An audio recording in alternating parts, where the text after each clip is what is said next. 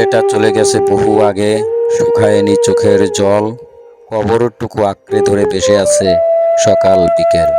চারবার ভেঙ্গেছে নদী, চারবার হারিয়েছে ঘর, এবার নদীর নজর পড়েছে সন্তানের শেষ কবর।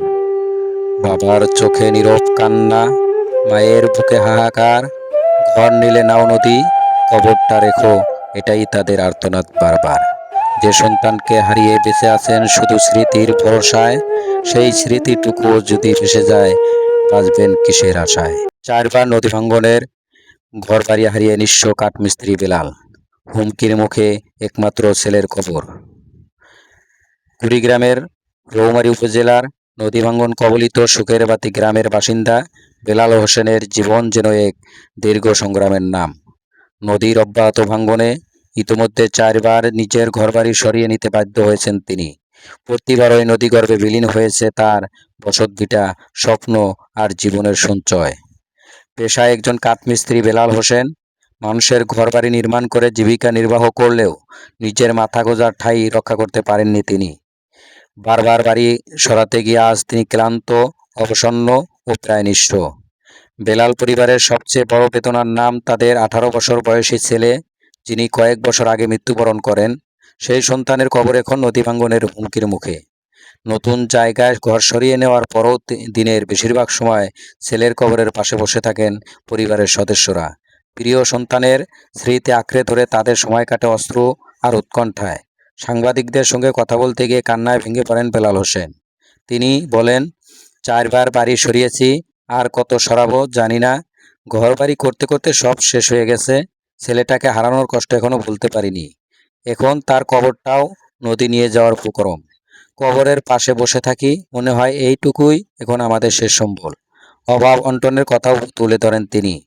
বলেন, কাঠমিস্ত্রির কাজ করে যা আয় করি তা দিয়ে সংসার চালানোই কষ্টকর।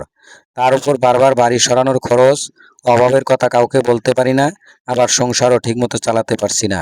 কি করব বুঝতে পারছি না।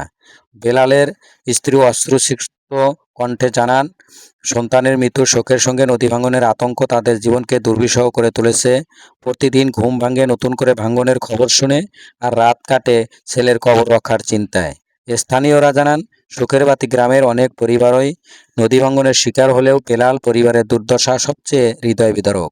তারা দ্রুত নদী শাসন, ভাঙ্গন রোধে কার্যকর ব্যবস্থা, ক্ষতিগ্রস্ত পরিবারগুলোর পুনর্বাসনের দাবি জানিয়েছেন। নদীর করাল গ্রাসে একের পর এক স্বপ্ন হারানো বেলাল হোসেন আজ শুধু নিজের বসতভিটার জন্য নয়, মৃত্যু সন্তানের কবরটুকু রক্ষার জন্য আকুতি জানাচ্ছেন। তার চোখের জল যেন চরাঞ্চলের অসংখ্য নদী ভাঙ্গন কবলিত মানুষের দীর্ঘদিনের বঞ্চনা ও কষ্টের প্রতিচ্ছবি। এখন আমাদের যোজনা নাই, এখন কোথায় থাকি, কি করি। আমরা বর্তমানে রাস্তার ধারে রয়ে গেছি।